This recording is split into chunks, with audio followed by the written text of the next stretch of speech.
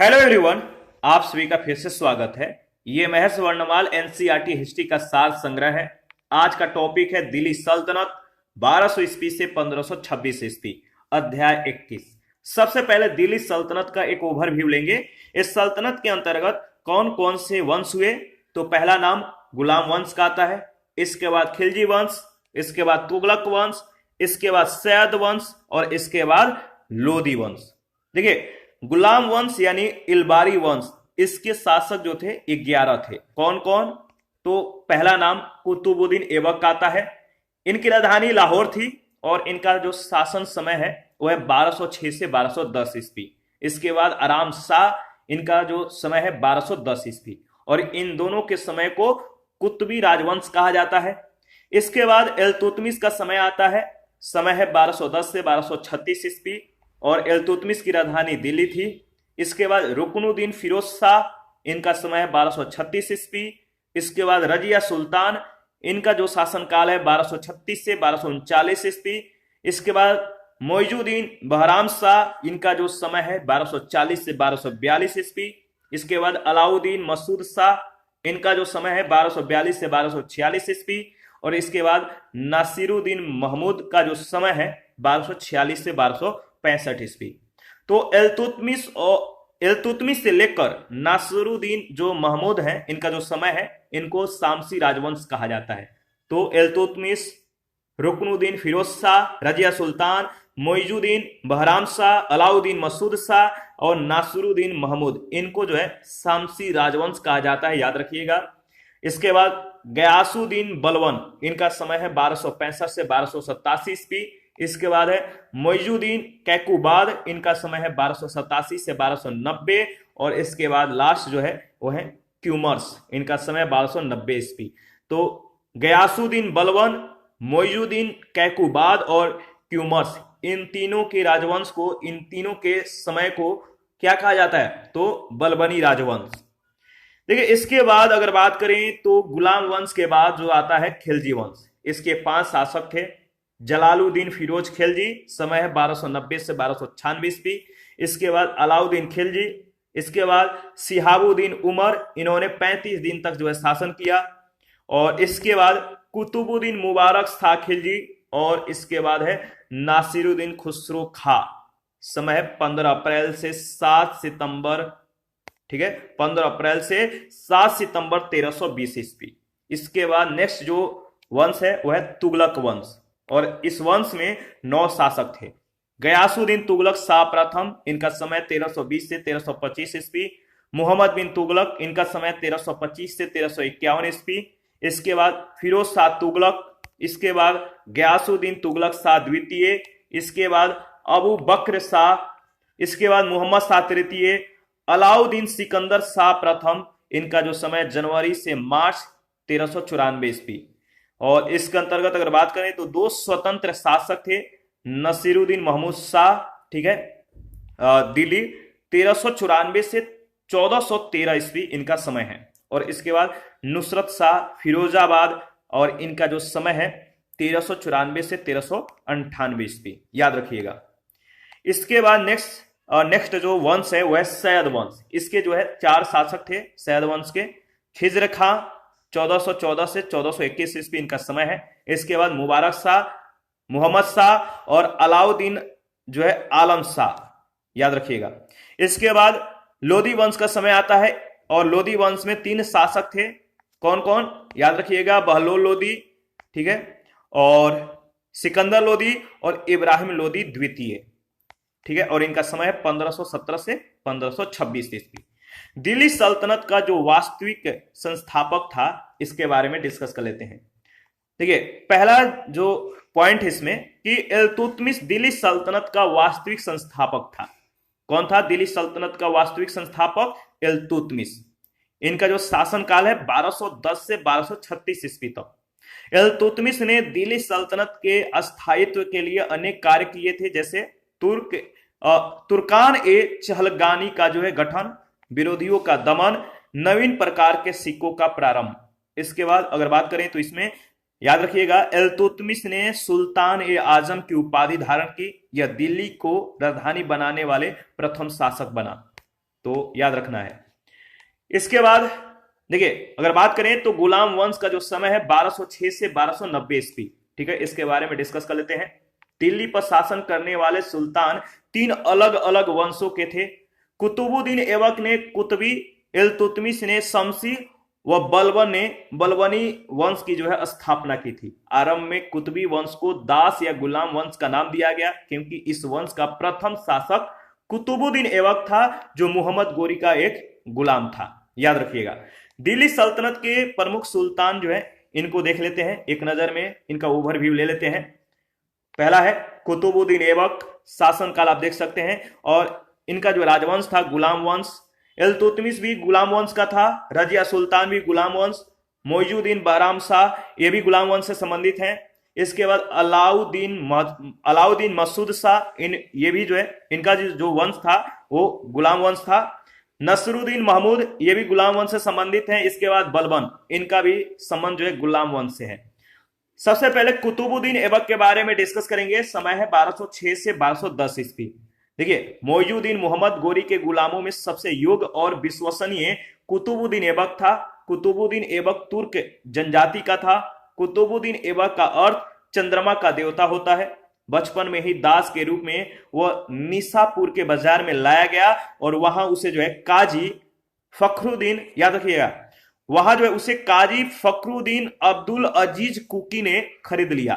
कुतुबुद्दीन ऐबक ने कुरान पढ़ना जो है सीख लिया, जिसके कारण वह कुरान खा यानी कुरान का पाठ करने वाला के नाम से जो है प्रसिद्ध हुआ।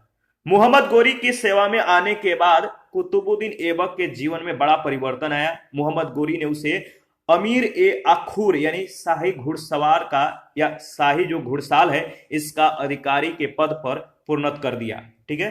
कुतुबुद्दीन ऐबक का राजाभिषेक 25 जून 1206 को लाहौर में हुआ। उसने लाहौर को अपनी राजधानी बनाई। तराइन के द्वितीय युद्ध के बाद गोरी ने कुतुबुद्दीन ऐबक को विजित प्रदेशों का जो है प्रबंधक जो है नियुक्त किया। इन क्षेत्रों पर नियंत्रण स्थापित करने के लिए कुतुबुद्दीन ऐबक ने दिल्ली के निकट इंद्रप्रस्थ को जो है अपना मुख्यालय बनाया। किसको? इंद्रप्रस्थ, याद रखिएगा। देखिए, याद रखिएगा 1208 ईस्वी में मोहम्मद गोरी के भतीजे गयासुद्दीन महमूद ने कुतुबुद्दीन ऐबक को दास मुक्ति पत्र देकर सुल्तान की उपाधि प्रदान की।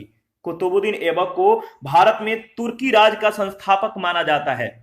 कुतुबुद्दीन ऐबक को भारत में तुर्की राज का संस्थापक माना जाता है।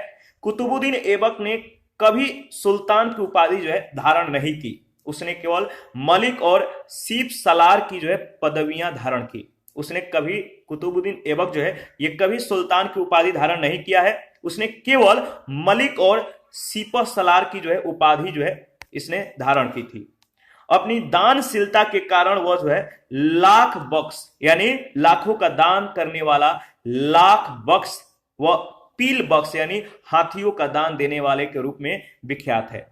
इसके दरबार में हसन निजामी और, याद रखिएगा, हसन निजामी और फक्र मुदवीर जैसे विद्वान रहते थे। इसने कुतुब मीनार का निर्माण कार्य प्रारंभ करवाया। तो प्रश्न पूछा गया है, बहुत बार पूछा गया है कि कुतुब मीनार का निर्माण का कार्य जो है किसने प्रारंभ करवाया था? तो कुतुबुद्दीन ऐबक ने। कुतुब मीनार का नाम जो है प्रसिद्ध सूफी संत ख्वाजा कुतुबुद्दीन बख्तियार काकी के नाम पर रखा गया है। किसके नाम पर?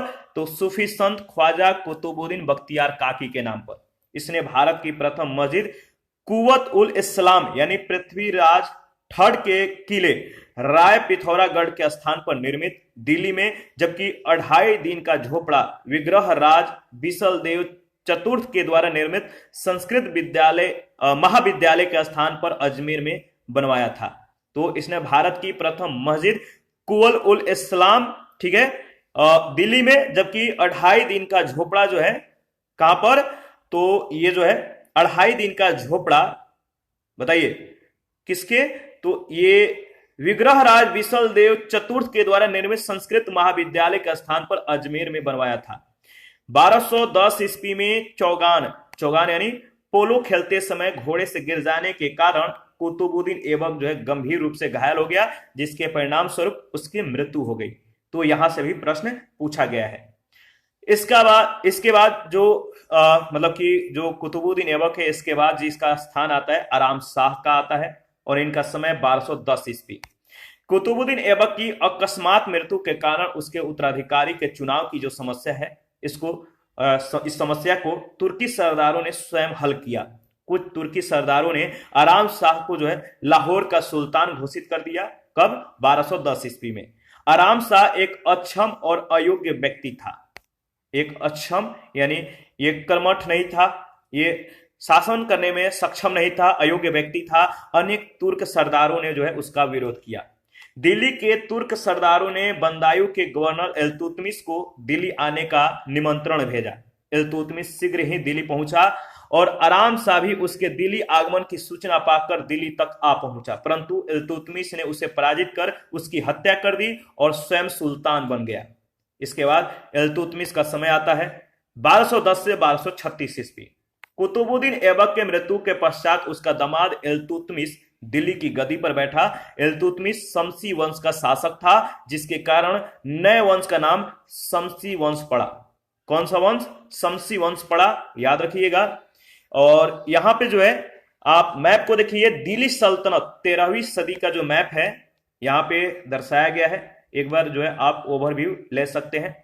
जो डॉट डॉट से दिखाया गया है, ये वाला जो एरिया है, ये है मंगोल आक्रमणों की अधिकतम सीमा। तो आप देख सकते हैं मंगोल आक्रमणों की जो अधिकतम सीमा है वो किस तरह से विस्तृत है। ये जो डॉट डॉट से दिखाया गया है, यहां से लेके ऐसे ऐसे ऐसे ऐसे ये पूरी एरिया जो है आप देख सकते हैं। एक बार इसको अच्छे से एनालिसिस करके आगे बढ़िएगा। भारत में तुर्की शासन का वास्तविक संस्थापक जो था वो इल्तुतमिश ही था। भारत में तुर्की शासन का वास्तविक संस्थापक कौन था? इल्तुतमिश। भारत में मुस्लिम प्रभुसत्ता का वास्तविक प्रारंभ इल्तुतमिश से ही होता है। इल्तुतमिश को तुर्कों की भारत विजय को स्थायित्व प्रदान करने का श्रेय दिया जाता है। उसकी गदिन सीनी यानी राजाभिषेक के समय अली मर्दान खान ने स्वयं को बंगाल और बिहार का स्वतंत्र शासक जो है घोषित कर दिया था। दूसरी ओर अगर बात करें तो कुतुबुद्दीन ऐबक के साथी गुलाम कुबाचा ने स्वयं को मुल्तान का स्वतंत्र शासक जो है घोषित कर दिया था तथा लाहौर और पंजाब के कुछ क्षेत्रों पर अधिकार कर लिया था। इल्तुतमिश को गुलाम का गुलाम कहा जाता था। इल्तुतमिश को गुलाम का गुलाम कहा जाता था। यह प्रश्न बहुत बार पूछा गया है, क्योंकि मोहम्मद गोरी के समय अगर बात करें इल्तुतमिश को गुलाम का गुलाम कहे जाने का जो कारण है, क्योंकि मोहम्मद गोरी के गुलाम कुतुबुद्दीन ऐबक ने इल्तुतमिश को खरीदा था। ऐबक को प्रारंभ से ही इसे जो है सर ए जहां यानी अंगरक्षकों का प्रधान का महत्वपूर्ण पद दिया गया था। कुतुबुद्दीन ऐबक ने अपनी पुत्री का विवाह जो है इल्तुतमिश से किया था। अपने शासन काल के आरंभिक वर्षों में इल्तुतमिश की दृष्टि उत्तर पश्चिम पर टिकी हुई थी। उस समय ख्वारिज्म साम्राज्य मध्य एशिया का सबसे शक्तिशाली राज था। उसकी पूर्वी सीमा सिंधु नदी तक जो है विस्तृत थी। यानी जो ख्वारिज्म साम्राज्य है मध्य एशिया का सबसे शक्तिशाली राज्य था और उसकी जो सीमा थी, पूर्वी सीमा, वो सिंधु नदी तक फैली हुई थी, विस्तृत थी। इस खतरे को टालने के लिए इल्तुतमिश ने लाहौर के लिए कुछ किया और उस पर अधिकार कर लिया। 1220 ईस्वी में ख्वारिज्मी साम्राज्य को मंगोलों ने ध्वस्त कर दिया। मंगोलों ने जिस साम्राज्य की स्थापना की वह इतिहास के सबसे बड़े साम्राज्यों में से था। जब वह साम्राज्य अपने पूरे उत्कर्ष पर था, तब उस समय उसकी सीमा चीन से लेकर भूमध्य सागर के तट तक और कैस्पियन सागर से लेकर जक्साटिस नदी तक जो है फैली हुई थी। किस नदी तक? तो कैस्पियन सागर से लेकर जक्साटिस नदी तक। इल्तुतमिश को कुबाचा से निपटने का अवसर मिल गया और उसने उसे जो है मुल्तान और ऊंच से जो है उखाड़ फेंका। मुल्तान से और उच्च से। इस प्रकार दिल्ली सल्तनत की सीमा जो है एक बार फिर जो है सिंधु नदी को स्पर्श कर रही थी। देखिए अगर बात करें तो बंगाल और बिहार में इवाज नामक एक व्यक्ति ने सुल्तान गयासुद्दीन की पदवी धारण करके अपनी आजादी की घोषणा कर दी। 1226 से 27 ईस्वी के बीच इवाज लखनौती के निकट इल्तुतमिश के बेटे के विरुद्ध जो है लड़ते हुए उसकी मृत्यु हो गई। परिणाम स्वरूप बंगाल और बिहार पर जो है एक बार फिर से दिल्ली के जो है अधिकार हो गए। एक बार फिर ये दिल्ली के अधीन आ गए। इल्तुतमिश ने कुतुब मीनार का निर्माण कार्य जो है पूर्ण करवाया और राज को सुदृढ़ और स्थिर बनाया। इसके अतिरिक्त इसने एकता व्यवस्था प्रारंभ की थी, जिसके अंतर्गत सभी सैनिकों और गैर सैनिकों अधिकारियों को जो है नगद वेतन के बदले भूमि प्रदान की जाती थी। तो याद रखिएगा, एकता व्यवस्था क्या था, किसने प्रारंभ की थी, और इसके अंतर्गत क्या था, तो सभी सैनिकों और गैर सैनिक अधिकारियों को नगद वेतन के बदले भूमि प्रदान की जाती थी। एकता जो है एक अरबी शब्द है जिसका अर्थ भूमि है। यह भूमि एकता तथा इसे लेने वाले को एकतादार कहलाते थे। इल्तुतमिश ने सर्वप्रथम अरबी सिक्कों का जो है प्रचलन किया था।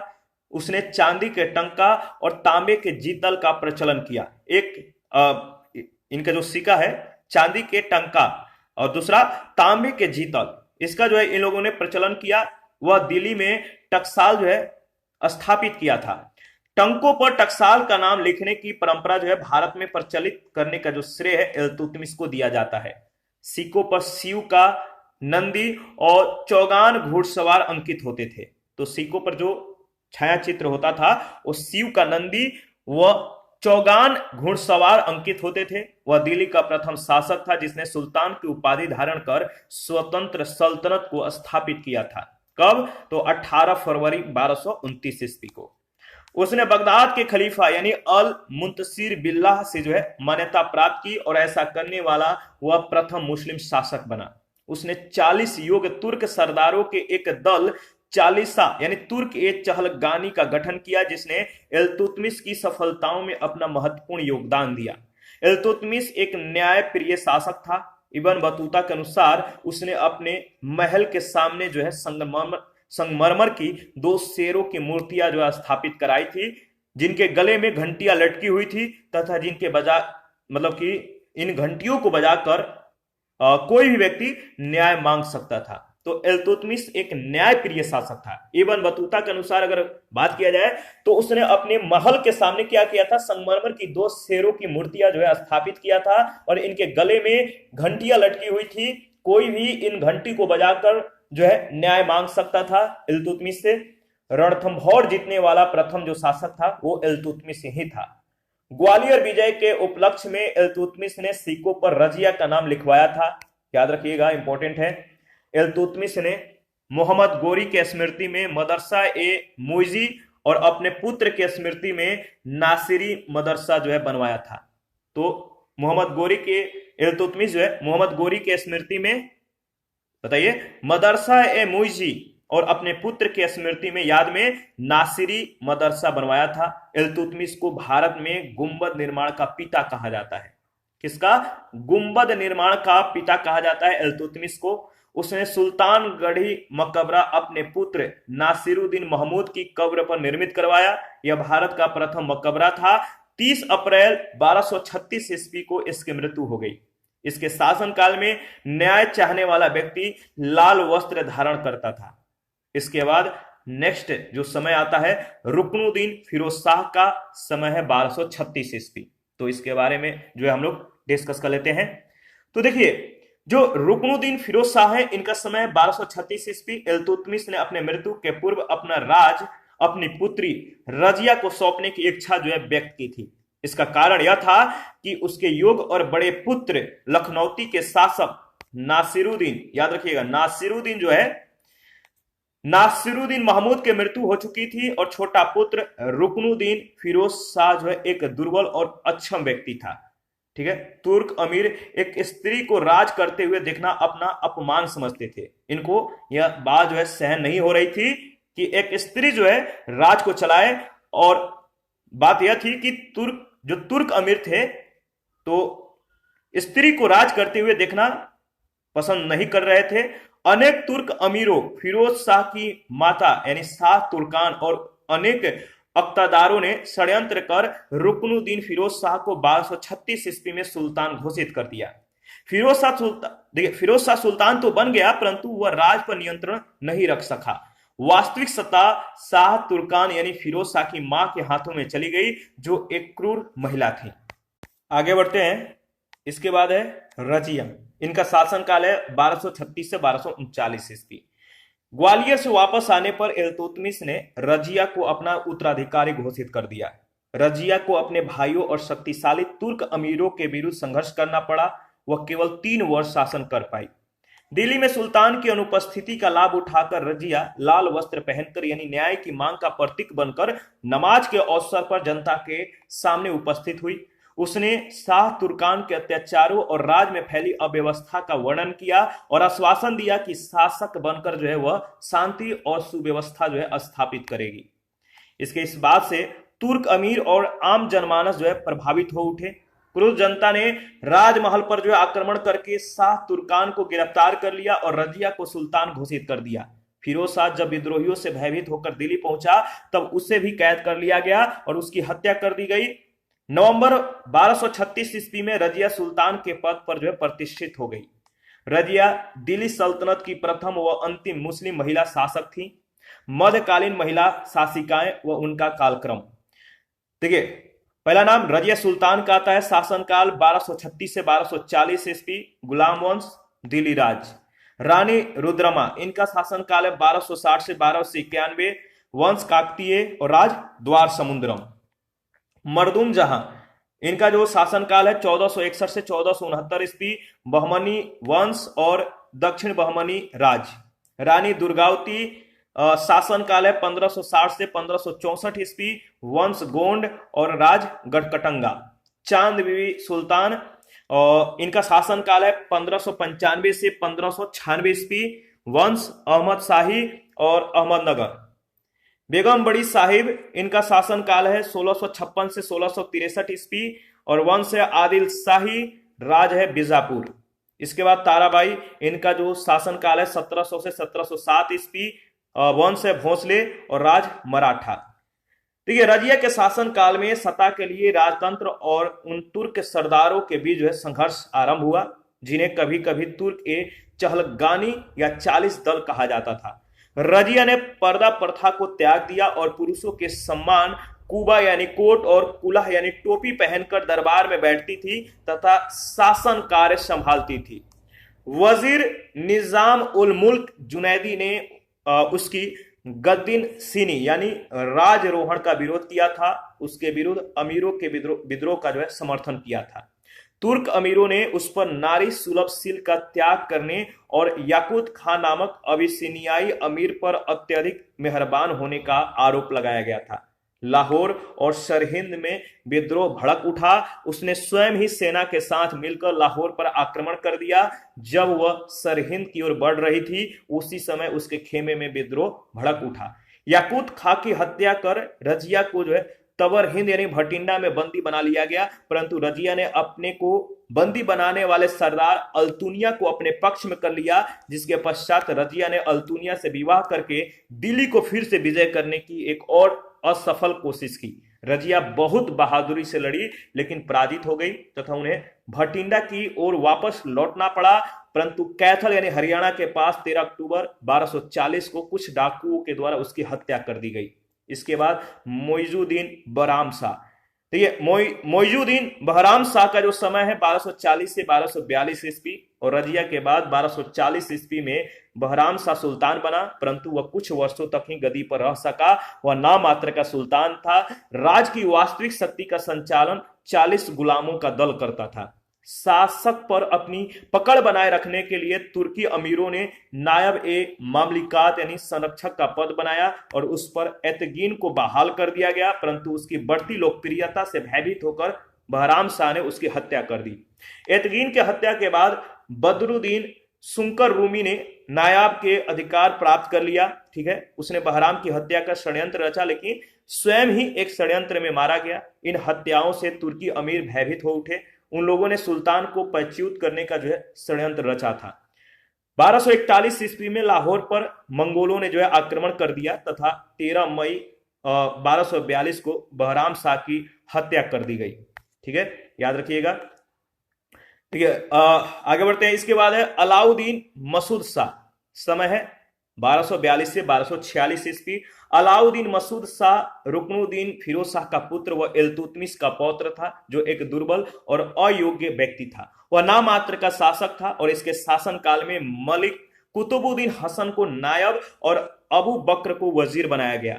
बलबन को हांसी का एकता प्रदान किया गया। शासन की वास्तविक सत्ता वजीर मुहाजिबुद्दीन के हाथों में थी, जो ताजिकिस्तान का गैर तुर्क था। धीरे धीरे बलबन सबसे प्रमुख व्यक्ति बन गया। बलबन ने षड्यंत्र कर मसूद शाह को गद्दी से हटाकर कैद कर लिया, जहां उसकी मृत्यु हो गई। इसके बाद नसरुद्दीन महमूद शासनकाल है 1246 से 1265 ईस्वी। 10 जून 1246 में ईवा नसरुद्दीन महमूद शमसी मलिकों का या शमसी मलिकों के द्वारा सुल्तान के पद पर आसीन हुआ। उसने तुर्की अमीरों की शक्ति का अनुमान लगाकर संपूर्ण सत्ता चालीसा के सरगना और नायब बलबन के हाथों में सौंप दी। नसरुद्दीन महमूद के शासनकाल में समस्त शक्ति बलबन के हाथों में थी। 1249 ईस्वी में उसने बलबन को उलुग खां की उपाधि प्रदान की और सेना पर संपूर्ण नियंत्रण के साथ नायब ए ममलिकात का पद दिया।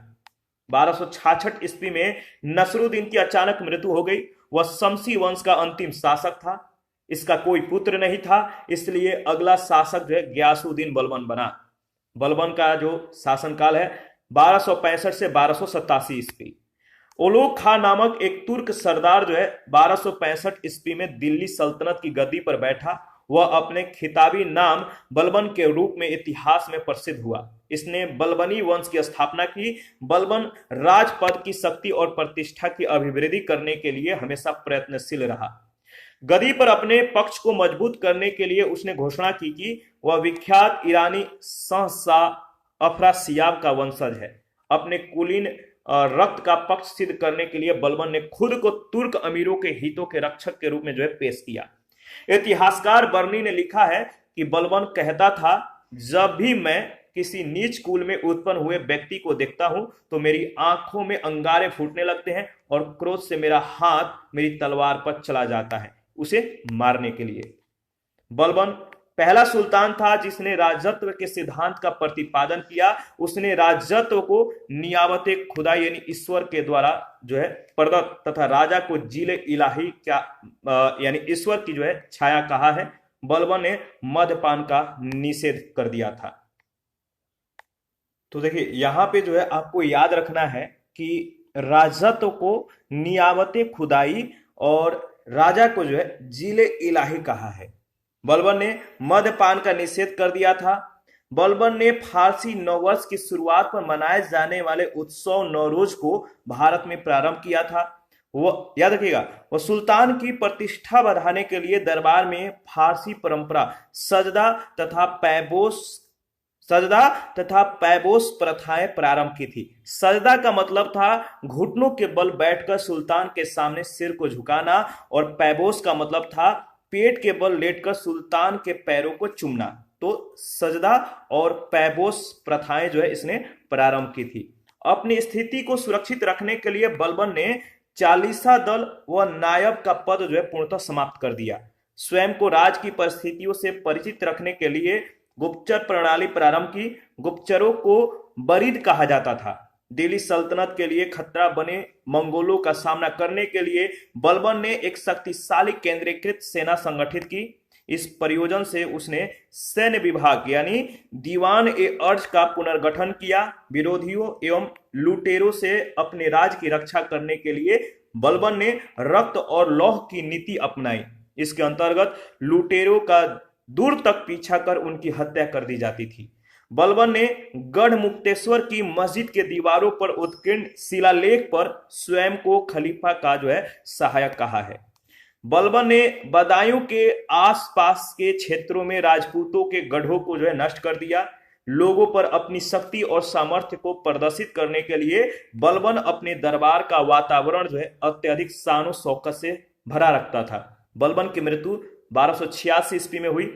बर्नी लिखता है कि 1286 ईस्वी में बलबन के मृत्यु से दुखी हुए मलिकों ने अपने वस्त्र फाड़ डाले तथा सुल्तान के शव को नंगे पैरों दारुन अमन के कब्रिस्तान को ले जाते हुए अपने अपने सिरों पर धूल फेंकी। उन्होंने 40 दिनों तक उसकी मृत्यु का शोक मनाया। फिर भी कह सकते हैं कि 40 दिनों तक उनकी मृत्यु का उसके बलबन की मृत्यु का इन लोगों ने शोक मनाया और ये लोग भूमि पर सोए रहे। इसके बाद मोइजुद्दीन कैकुबाद, इनका जो शासनकाल है 1287 से 1290 ईस्वी। सुल्तान के मृत्यु के बाद उसके अमीर पुनः सक्रिय हो उठे। उन लोगों ने देखिए कैखुसरो को मुल्तान भेज दिया और उसके स्थान पर बुगरा खां के पुत्र कैकुबाद को सुल्तान घोषित किया। कैकुबाद को सुल्तान बनाने में दिल्ली के कोतवाल मलिक फखरुद्दीन ने महत्वपूर्ण भूमिका निभाई थी। राजरोहण के समय कैकुबाद की आयु मात्र 17 वर्ष की थी। उसका पालन पोषण उसके दादा बलबन के संरक्षण में हुआ था, याद रखिएगा। आगे बढ़ते हैं और देखिए जो आचार विचार के संबंध में अत्यंत ये कट्टर था, तो उसका पालन पोषण जो है उसके दादा बलबन के संरक्षण में हुआ था, जो आचार विचार के संबंध में अत्यंत कट्टर था। अतः वह विलासितापूर्ण जीवन से पूर्णतः दूर था। अब वह सभी प्रतिबंधों से मुक्त हो गया तथा एक विशाल राज का स्वामी बन गया। इसीलिए उसकी दबी हुई इच्छाएं उमड़ पड़ी और वह शराब, स्त्री प्रसंग और विलासिता के जीवन में लिप्त हो गया। उसके दरबारियों ने भी उसका अनुसरण किया, क्योंकि पूर्व सुल्तान के द्वारा लगाए गए प्रतिबंधों से वे उब गए थे। राज की शक्ति दिल्ली के कोतवाल के दामाद निजामुद्दीन नामक एक चरित्रहीन व्यक्ति के हाथों में चली गई। कैकुबाद उसके हाथों की कठपुतली बन गया। इस परिवर्तन का लाभ उठाकर मंगोलों ने अपने नेता तैमूर खां के नेतृत्व में पंजाब पर जो है आक्रमण किया और समाना तक जो है बढ़ाए। तो तैमूर खां के नेतृत्व में पंजाब पर आक्रमण किया मंगोलों ने अपने नेता तैमूर खां के नेतृत्व में, और समाना तक जो है ये बढ़ाए। कैकुबाद का पिता बुगरा खां बलबन के समय से ही बंगाल की सूबेदारी करता आया था। जब उसने दिल्ली से यह खबर सुनी तो एक शक्तिशाली सेना लेकर वह राजधानी की ओर चल पड़ा। कहा जाता है कि अपने दुर्बल पुत्रों के हाथों से गद्दी छीन लेना उसका मुख्य उद्देश्य था, किंतु एक अन्य लेखन का मतलब है या अन्य एक लेखक कहते हैं कि यह कैकुबाद को उचित सलाह देना चाहता था, जिससे वह अमोद प्रिय जीवन त्याग कर राजकाज की ओर ध्यान देने लगे। उसका उद्देश्य कुछ भी रहा हो, 1288 ईस्वी में उसने अयोध्या के निकट घाघरा नदी के किनारे अपना डेरा जमा दिया। कैकुबाद ने भी एक बड़ी सेना लेकर उसके विरुद्ध कुछ किया। निजामुद्दीन ने पिता और पुत्र को मिलने से जो है रोकने का प्रयत्न किया और कैकुबाद को उसने युद्ध के लिए प्रोत्साहित किया, परंतु बलबन के समय के कुछ स्वामी भक्त सेवकों के प्रभाव के कारण अंत में पिता पुत्र में समझौता हो गया। तुर्की अमीर जो खिलजियों को गैर तुर्क समझते थे, जलालुद्दीन के शत्रु थे। इसके कुछ ही समय पश्चात कैकुबाद लकवाग्रस्त हो गया, इसीलिए तुर्की अमीरों ने उसके पुत्र को, जो अभी शिशु ही था, शमसुद्दीन क्यूमर्स के नाम से जो है सिंहासन पर बैठा दिया। इसके बाद क्यूमर्स का समय आता है 1290 ईस्वी।